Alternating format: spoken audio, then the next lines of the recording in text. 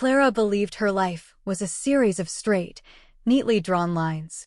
There was the line between work and home, the line between acquaintance and friend, and the most immutable line of all, the one that defined who she was supposed to love. It was a map she had been given at birth, and for 26 years, she had followed it without question, even when the paths felt worn and the destinations brought her no joy. Her relationships with men were textbook examples of this map following. They were logical, expected, and uniformly disappointing, leaving behind a faint, chalky residue of failure she could never quite wash away. She had accepted this as a fundamental truth of her existence. Love, for her, would always be a place she visited but could never truly inhabit. Her friendship with Maya was the one territory that existed off this map entirely. It was a wild, uncharted country of its own, governed by different laws. With Maya, there was no script. There were late nights spent on their worn floral sofa, mugs of tea growing cold between them as they dissected films and futures. There were inside jokes that had layered themselves into a private language. There was a comfort so deep and instinctual that Clara often felt she could exhale in Maya's presence for the first time all day. Maya was vibrant, a supernova in a world of dimming stars, and Clara, quiet and observant, was content to be a planet in her orbit. A friend. That was the label, the box, the safe and solid ground on which their relationship was built. It had been a month since Liam, and the fallout still dusted the corners of their shared apartment. Liam was the latest in Maya's string of boyfriends who were perfectly nice, perfectly handsome, and perfectly, fundamentally wrong for her. Clara had listened, as she always did, to the familiar cadence of Maya's frustrations. He didn't listen, not really. He heard the words, but not the music behind them. He filled silences with noise instead of letting them breathe. He loved the idea of her, the bright, sparkling thing he could show off, but seemed unnerved by the messy, complicated reality. It just felt like I was playing a role, Maya had confessed one evening, her voice small, her usual incandescence turned down to a pilot light. She was curled on the opposite end of the couch, tracing the rim of her cooling mug. The cool girlfriend, the easygoing girlfriend, I was performing, Clara. Every day. And I'm so tired of the applause. Clara's heart had given a painful squeeze, a familiar ache she had long ago categorized as sympathy. She was the supportive friend. It was her role, one she played without a script because it felt so natural. You shouldn't have to perform for anyone, she had said, the words true and hollow at the same time. Because a small, treacherous part of her was glad Liam was gone. It was a selfish, ugly thought, and she buried it immediately under layers of concerned friendship. She was glad to have her friend back, that was all. It was as simple as that. It had to be. The shift was subtle at first, a change in atmospheric pressure that only Clara, finely tuned to Maya's every mood, seemed to notice. It began a week after the breakup became official. The city was drowning in a miserable, persistent drizzle that matched the melancholy mood inside their apartment. Clara was reading in her room when she heard a soft knock, so hesitant it was almost lost to the sound of the rain against the window. She opened the door to find Maya standing there, wrapped in an oversized gray sweater that swallowed her small frame, her eyes wide and glassy. "Can I?" Maya started, then trailed off, hugging her arms around herself. She looked younger than Clara had ever seen her, stripped of her usual charisma, leaving only a raw, shivering vulnerability. Clara's heart did that painful, lurching thing again. "Of course." "Come in," she stepped back, her room suddenly feeling too small, too intimate for the weight of Maya's distress. Maya didn't move from the doorway. "No, I mean, can I just get a hug?" The question was a whisper, fragile as spun glass. It was not an unusual request in the abstract, they hugged often. But the tone was different. This was not a casual greeting or a comforting pat. This was a plea. Clara closed the space between them without a thought, wrapping her arms around Maya's trembling shoulders. And then the world stopped. Maya didn't just hug her back, she sank into her, a complete and total surrender of weight and tension. Her face found the crook of Clara's neck, her breath warm and shaky against Clara's skin. One of her hands fisted in the fabric of Clara's t-shirt at her back, holding on like she was afraid of being swept away. It was the longest hug of Clara's life. Seconds stretched into a full minute, then two.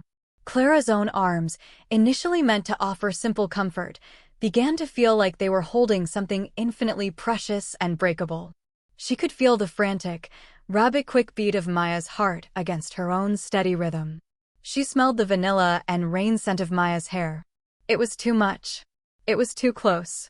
A strange and terrifying warmth was blooming in her chest, a warmth that had nothing to do with sympathy and everything to do with the feeling of Maya's body pressed so completely against hers.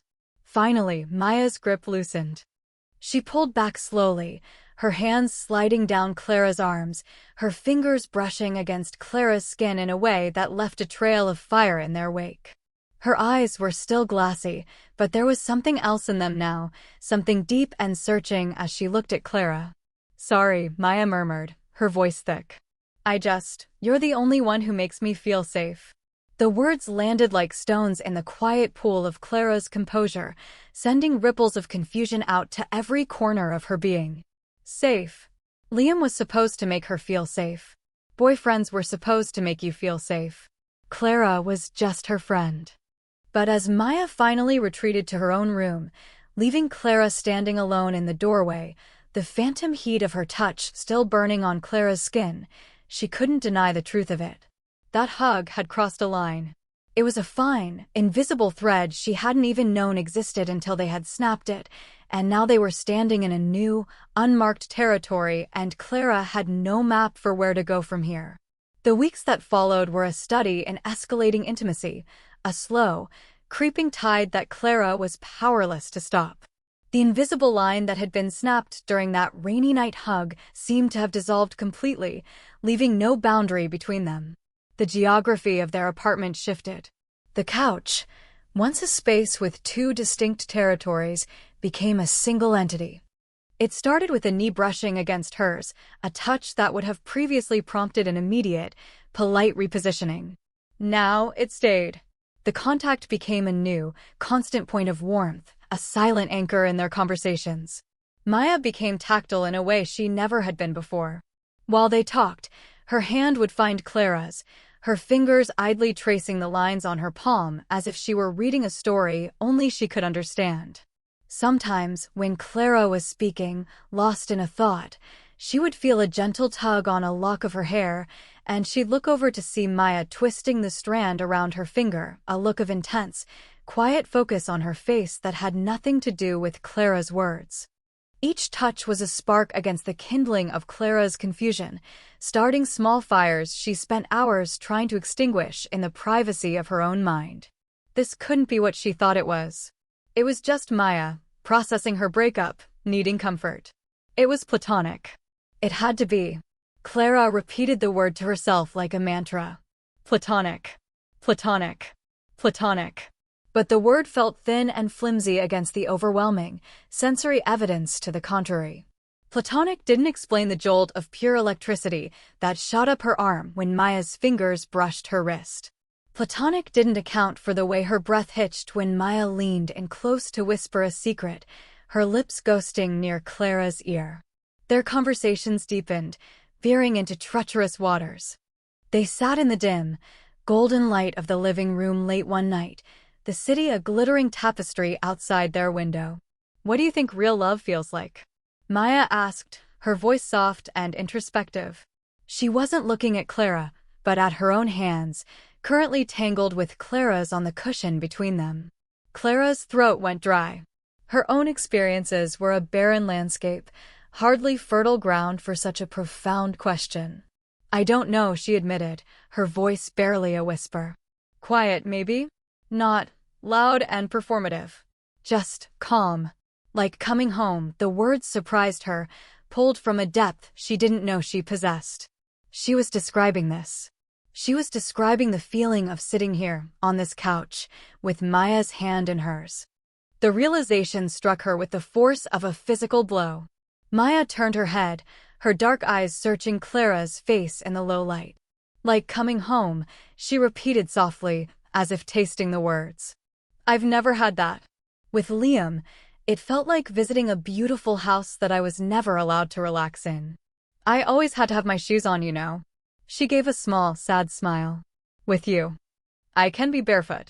A hurricane of emotion was raging inside Clara's chest, a terrifying vortex of hope and fear. This was too much. The metaphors were too pointed, the touches too lingering, the looks too deep. She felt like a ghost in her own body, watching herself offer gentle, supportive advice while inside she was screaming. Was she imagining this? Was she projecting her own strange, newly emerging feelings onto her grieving friend? The thought was mortifying. Then came the moment that shattered her denial. They were watching a movie, some mindless romantic comedy where the heroine was agonizing between two equally bland men. Clara made a cynical comment about the unrealistic dialogue, and Maya laughed, a real, genuine laugh that made Clara's stomach flip. You're right, it's all so fake, Maya said, shifting to face her more fully on the couch. The movie played on, forgotten. They never talk about the real stuff. The fear. The confusion, her gaze was locked on Clara's, and it was so intense, so raw, that Clara felt pinned by it. It's like they just follow a script. Meet the guy, fall in love, the end. What if the script is wrong? Maybe there is no script, Clara managed to say, her heart hammering against her ribs like a trapped bird. Maybe, Maya agreed, her voice dropping lower. And then, her eyes, which had been holding Clara's, flickered down. It was a fractional movement, a glance so quick it might have been imagined. But it wasn't. Maya's gaze dropped to Clara's mouth. It lasted only a second, maybe two, but in that sliver of time, the entire world tilted on its axis. The air crackled with unspoken words, with a possibility so terrifying and so wondrous that Clara forgot how to breathe. Maya's eyes met hers again, and there was a new awareness in them. A dawning realization mirrored by the panic blooming in Clara's own expression. The subtext had just become text, written in brilliant, burning letters in the space between them. And Clara knew, with a certainty that was both a relief and a terror, that nothing would ever be the same. She was no longer just a planet in Maya's orbit. She was being pulled into the star, and she was terrified she would be consumed by the flames. The charged moment hung between them, a silent, shimmering curtain they were both afraid to touch. After that night, Clara began to retreat. It was an act of self-preservation, a desperate attempt to redraw the boundaries that Maya had so effortlessly erased. She became an expert in avoidance. She suddenly had early meetings that required her to go to bed at a reasonable hour, cutting off their late-night talks. She took up jogging, creating a buffer of physical exhaustion that justified her need for space. She would busy herself in the kitchen when Maya was on the couch, the 4 feet of distance between the counter and the sofa feeling like a vast and necessary chasm. It was cowardly, and she knew it. Every excuse she made felt like a lie, brittle and thin. She was hiding. She saw the hurt and confusion in Maya's eyes each time she pulled away. She saw the question mark that hung in the air when she'd say a brisk goodnight instead of settling onto the couch beside her. The ache of it was a physical pain, a knife twisting in her gut. She was hurting Maya, the one person she never wanted to hurt, but the alternative, confronting the truth of what was growing between them, was a cliff edge she wasn't brave enough to approach. Her entire identity was built on the foundation of those straight, neat lines, and the earthquake Maya had triggered threatened to bring the whole structure down. After 2 weeks of this strained, careful dance, Maya cornered her. Clara was heading for the door, gym bag slung over her shoulder, her jogging excuse ready on her tongue. Clara, wait. Maya's voice was quiet, but held a steel thread of command that made Clara freeze with her hand on the doorknob. She turned around slowly. Maya was standing in the middle of the living room, arms crossed, her expression a mixture of pain and determination. The supernova was back, but this time its energy was focused entirely on her. What's going on? Maya asked, her voice deceptively soft. You've been hiding from me for weeks. You flinch when I get close. You have an excuse for everything. Did I do something wrong? No, of course not, Clara said, the denial coming too quickly, sounding false even to her own ears. I've just been busy. Stressed with work. Maya took a step closer, shaking her head. The movement was small, but it felt like a closing of the gap, a dismantling of the fortress Clara had tried to build. Don't do that, she said. Don't lie to me. We don't lie to each other, her eyes were pleading. You're my best friend. If something's wrong, you have to tell me. Whatever it is, we can fix it. The earnestness in her voice, the unwavering belief in their connection, broke something in Clara. The dam of her fear cracked. I can't, she whispered, the words tasting like defeat. You can't or you won't? Maya pressed, taking another step. She was only a few feet away now. Clara could feel the warmth radiating from her, a dangerous, magnetic pull. Talk to me, Clara. Clara's carefully constructed composure finally crumbled. Because I'm scared. The words burst out of her, louder than she intended, raw with all the anxiety she'd been suppressing. Okay, I'm scared of this. Of what's happening. A flicker of understanding softened Maya's expression. What do you think is happening? She asked gently. Clara just shook her head, unable to articulate the massive, formless truth. It was too big, too world-altering. Maya closed the remaining distance between them, stopping just inches away. She didn't reach out, didn't touch her, but her proximity was an embrace in itself. Maybe it's not just you, she said, her voice dropping to a conspiratorial whisper. I've been doing a lot of thinking since Liam. About all of it. About why nothing ever felt right. I thought the problem was them, the men I was choosing. She paused, her gaze unwavering. But maybe it wasn't them. Maybe the problem was that they were men. Clara's breath caught in her throat.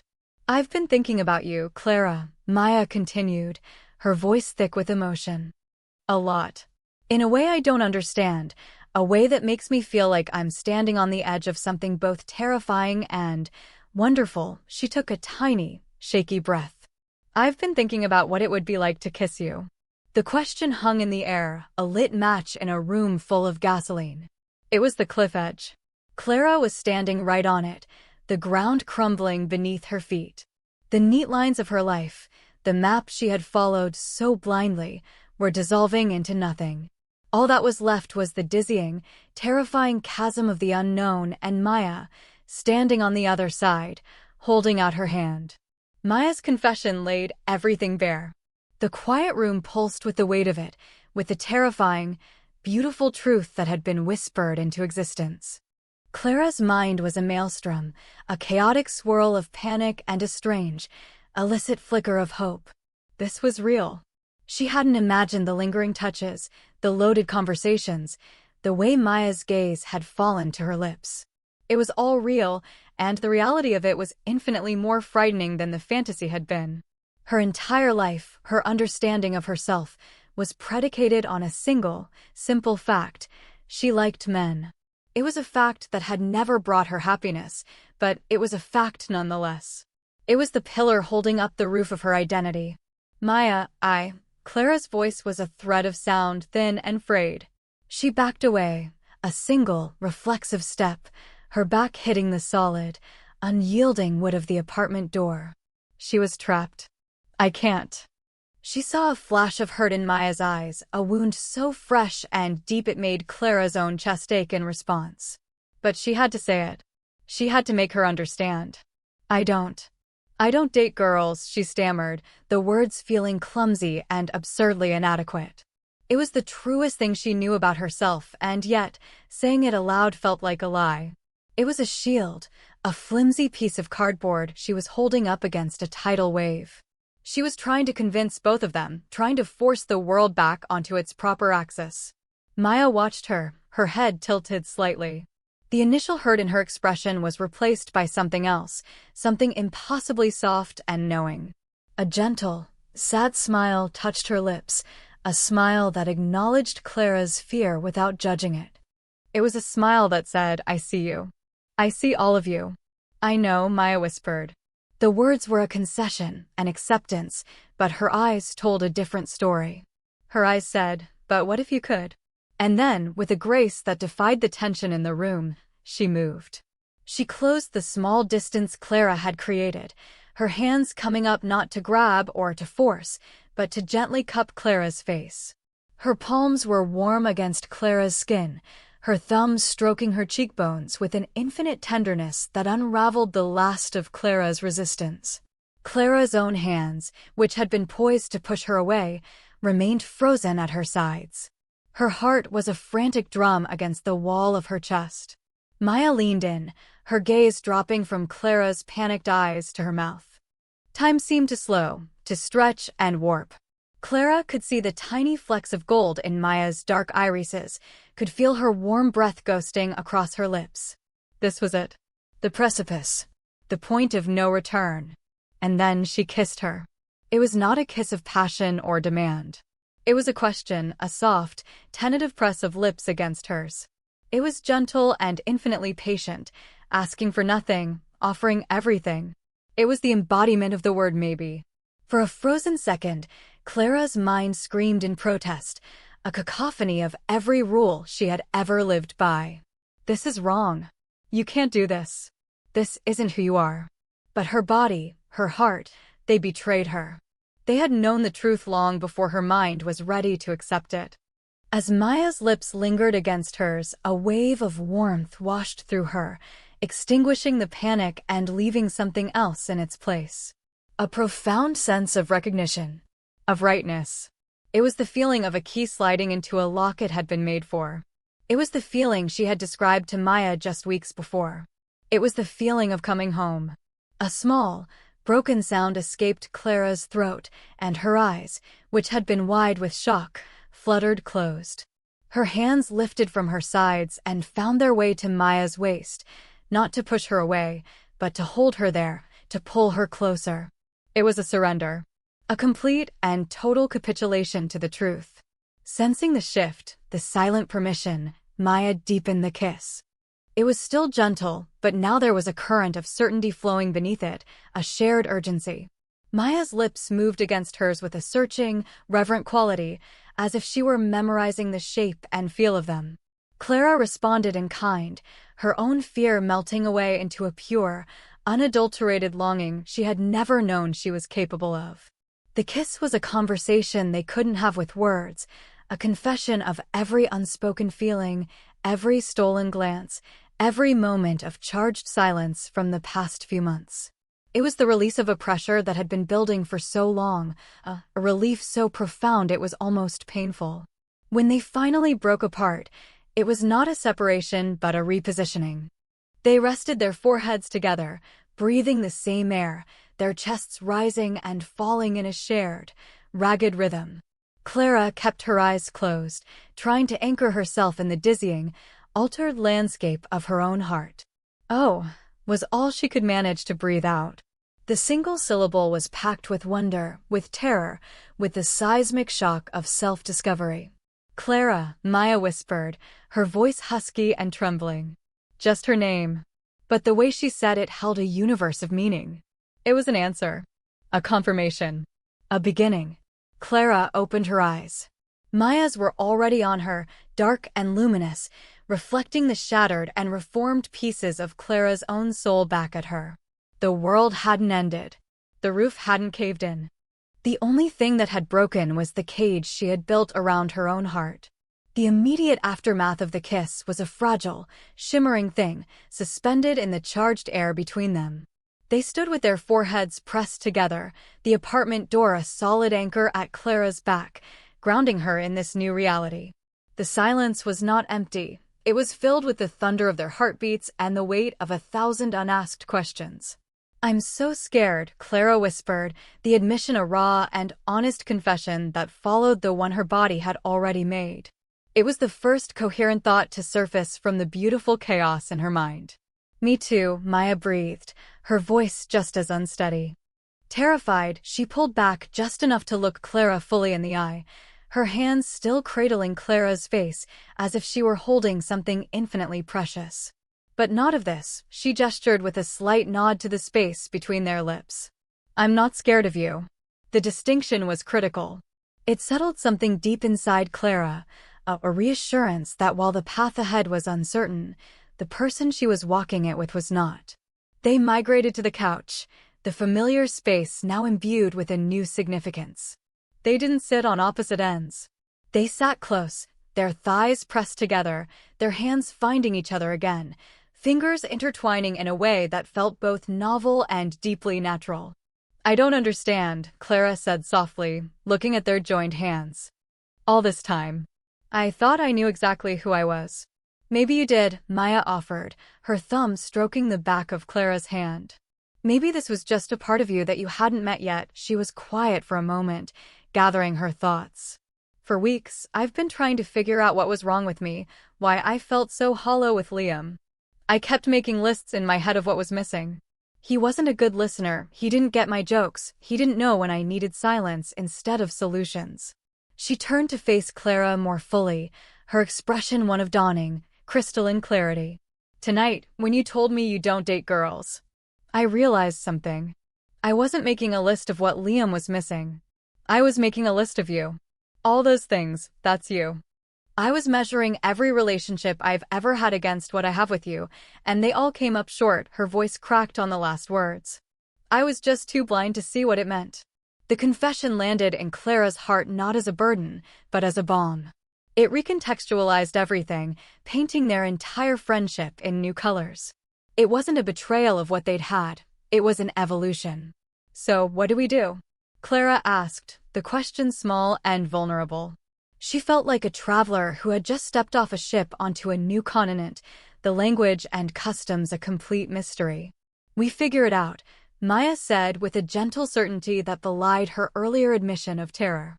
"Together. No pressure. No labels unless we want them. We just take it one day at a time.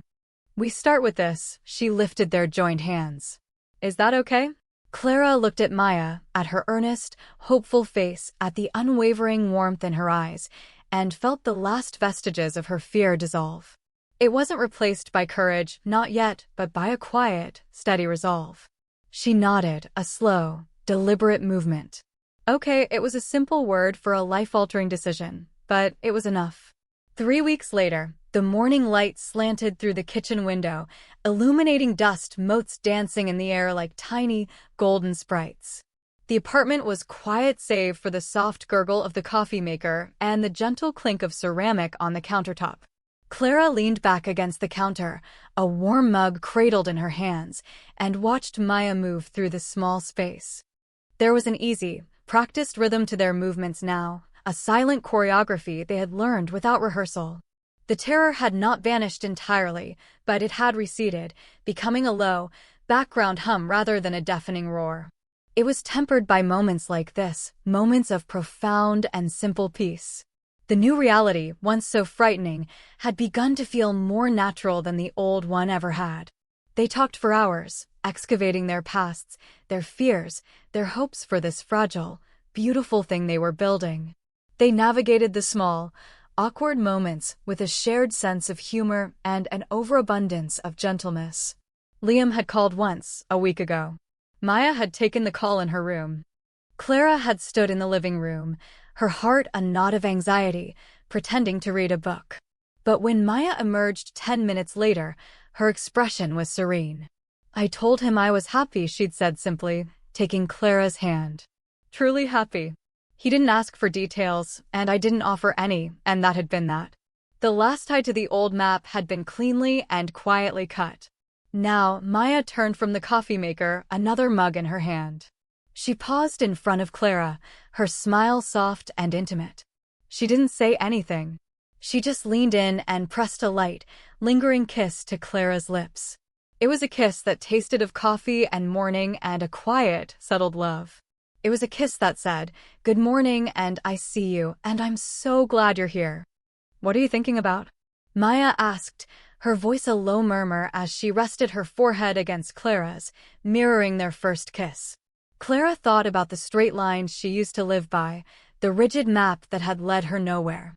She thought about her own panicked words, "I don't date girls."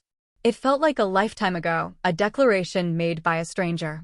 She had been so afraid of losing her footing, of her world tilting on its axis. She hadn't understood that sometimes, a world needs to be tilted to finally find its true north. She opened her eyes, meeting Maya's warm, steady gaze. "I was just thinking," she said, a slow smile spreading across her face, "that my entire life wasn't a lie." It was just a prelude. She lifted her free hand, tracing the line of Maya's jaw. "And this is the beginning of the real story."